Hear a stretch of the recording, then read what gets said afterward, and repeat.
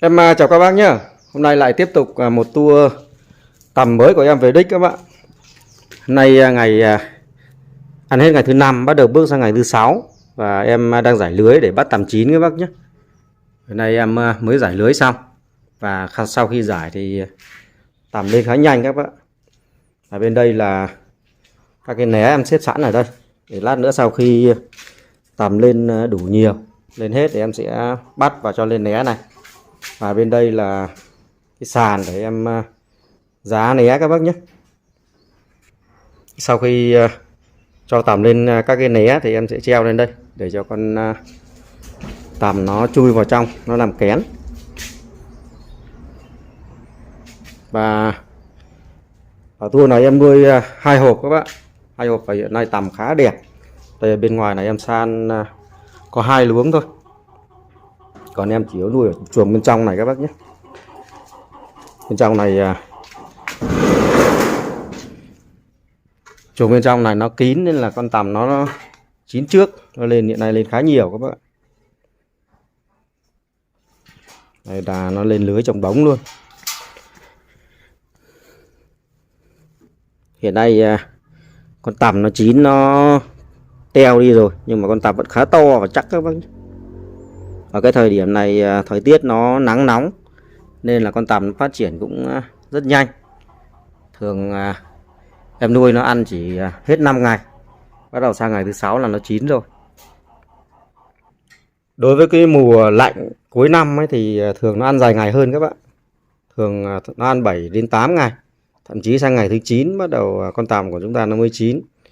Nên ở cuối năm chúng ta nuôi nó mất khá nhiều thời gian. Còn đối với cái mùa này thì con tầm nó ăn rất khỏe và chỉ ăn 5 ngày thôi. Thậm chí có những nhà nuôi chỉ chuẩn bị hết ngày thứ 5 là nó chín rồi các bác nhé.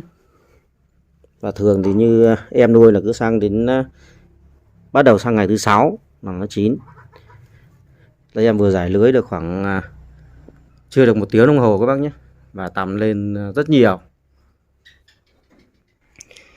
Sau khi nó lên đây cơ bản hết thì em sẽ nhấc các cái lưới này ra và em đổ tầm và lên né. Và còn lại sót một số con ở bên dưới nó chưa lên thì em sẽ nhặt bằng tay các bạn.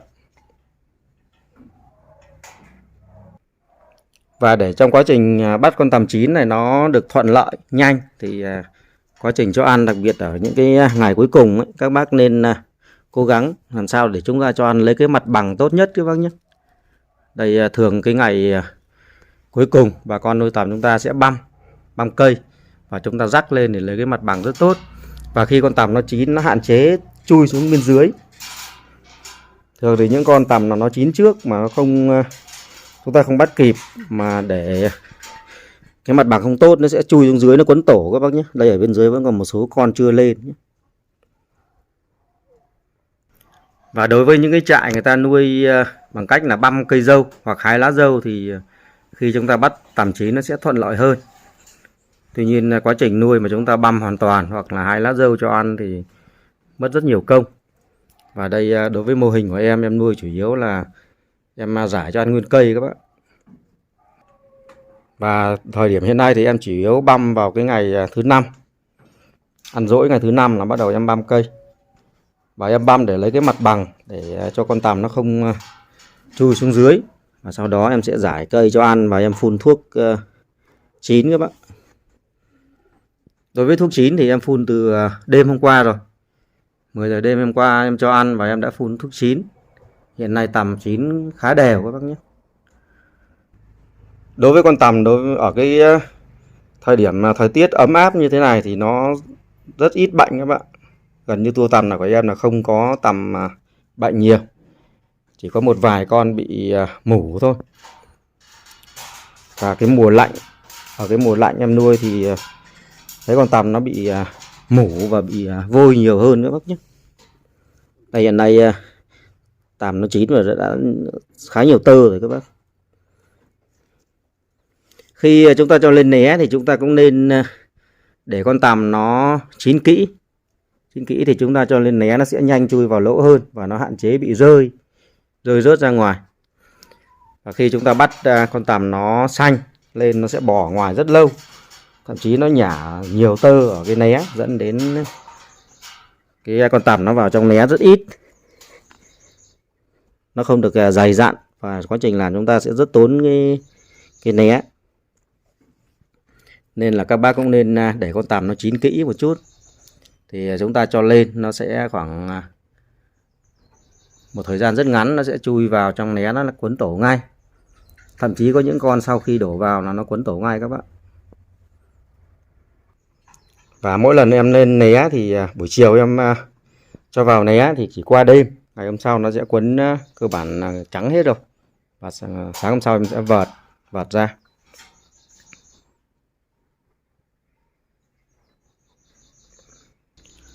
Và khi giải lưới để cho con tằm chín nó chui lên thì các bác cũng lưu ý chúng ta nên làm cho cái chuồng nó kín lại. Đây, toàn bộ các cái cửa sổ em đã đóng lại hết rồi các bác nhé, để cho chuồng nó kín, để nó ấm, con tằm nó sẽ chui lên lưới nhanh hơn, và đặc biệt là nó không bị gió. Đối với con tằm của chúng ta khi chín chuẩn bị lên né mà các bác để gió nó vào ấy, thì con tằm nó sẽ hay chui xuống dưới và nó lên trên lưới rất ít, dẫn đến cái lượng tằm nó sót ở trên luống nhiều, thì chúng ta lại phải nhặt bằng tay, mất khá nhiều thời gian. Thì vừa rồi cũng có một số bác mới phát triển cái nghề trồng dâu nuôi tằm, nên là cũng chưa phân biệt được khi nào để con tằm nó chín thì chúng ta bắt lên.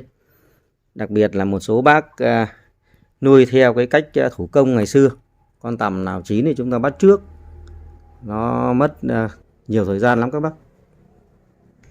Nên để khi con tằm nó phát triển chín đều thì khi tằm ngủ 4 dậy ăn dỗi ấy, các bác ép, chúng ta không sợ tằm đói đâu các bác nhé.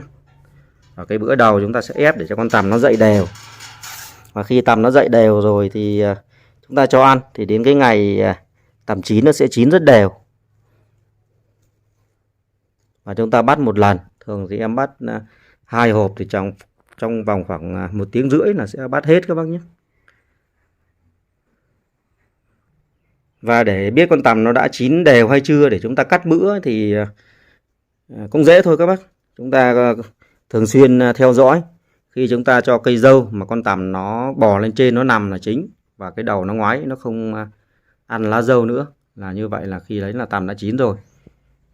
Và khi tằm chín cơ bản rồi thì chúng ta nên cắt bữa, không nên giải thêm cây dâu nữa, tránh trường hợp mà khi chín cái lá dâu ở bên dưới nó còn nhiều, con tằm nó sẽ dễ chui vào trong các cái lá dâu đấy, nó quấn tổ các bạn.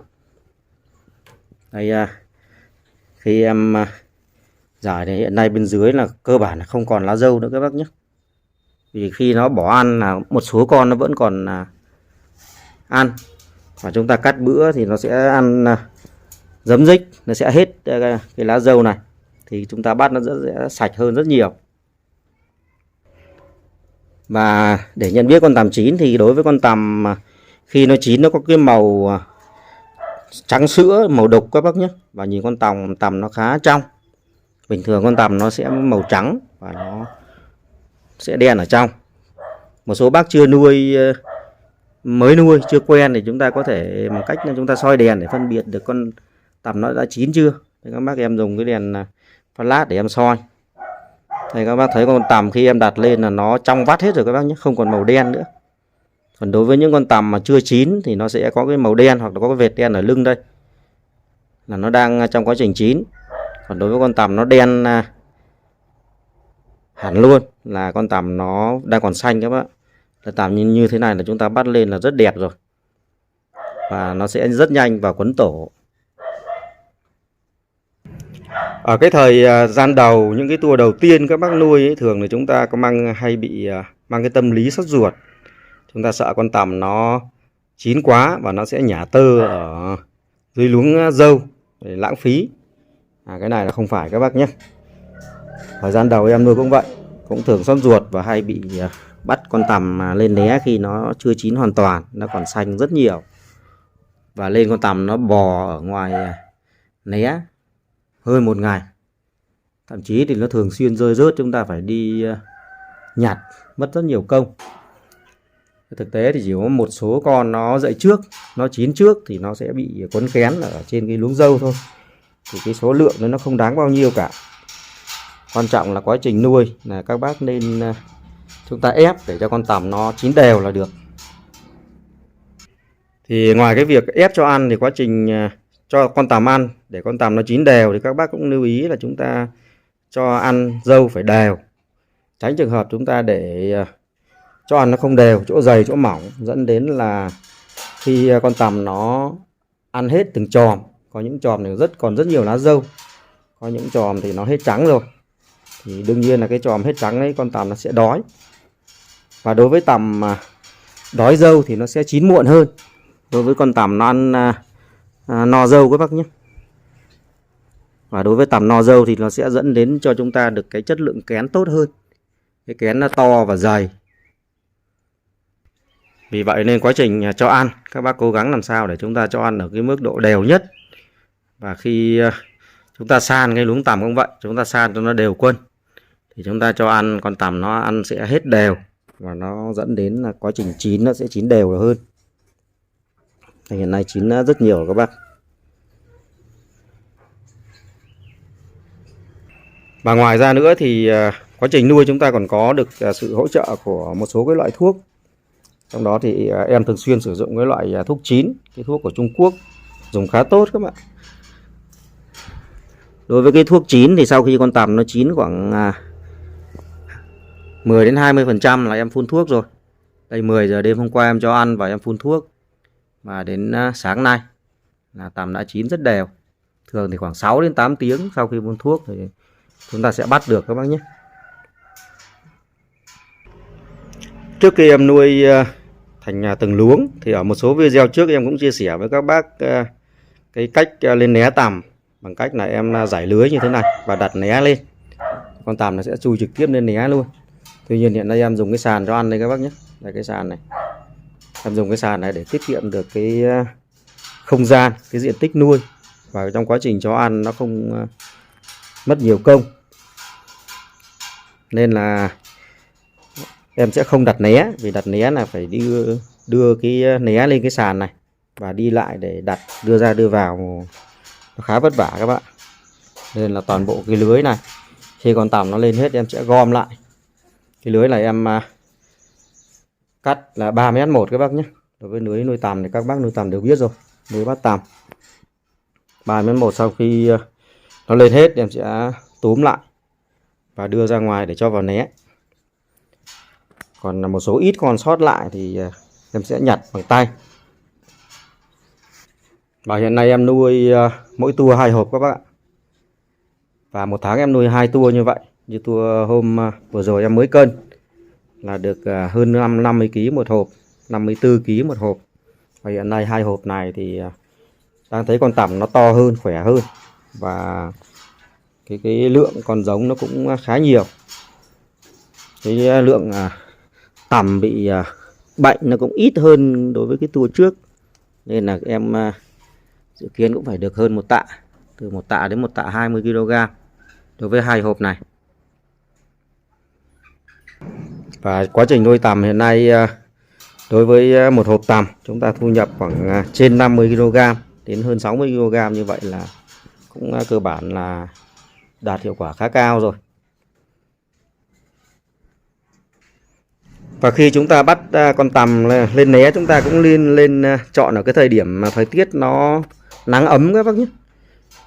Chúng ta hạn chế bắt vào các cái buổi lúc mưa, hoặc là buổi sáng sớm, hoặc là chiều mát.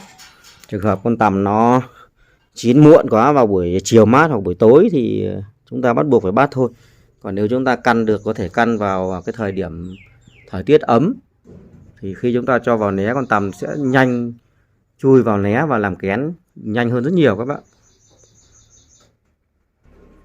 Và quá trình nuôi chúng ta cũng cố gắng làm sao để chúng ta chăm sóc được những cái lứa tằm nó đảm bảo chất lượng, để con tằm nó phát triển tốt, to, và nó sẽ cho ra cái kén tằm to và đạt năng suất nhất. Đối với chuồng bên ngoài này thì em giải sau một chút các bạn. Do cái chuồng này nó thoáng hơn, con tằm nó chín muộn hơn một chút, Và em mới giải xong. Hiện nay cái lượng tằm lên lưới cũng được khoảng 50% rồi. Và chỉ khoảng 30 phút nữa, sau khi con tằm nó lên hết, em sẽ cho lên né. Thì 2 hộp tằm của em là ở chuồng bên trong và được 2 luống lớn ở bên ngoài này các bác nhé. Diện tích khoảng hơn 80 mét vuông. Như vậy là hôm nay nhân tiện chuẩn bị bắt một tua tằm mới. Hôm nay đã chín để lên né. Em cũng quay để giới thiệu với các bác và chia sẻ với các bác một số cái kinh nghiệm về quá trình chăm sóc cái con tằm, làm sao để cho nó chín đều và chúng ta bắt lên né để nó nhanh nhất. Và em cũng xin dừng video ở đây nhé. Em cảm ơn các bác đã quan tâm theo dõi. Em xin chào tạm biệt và hẹn gặp lại các bác ở những video sau của em.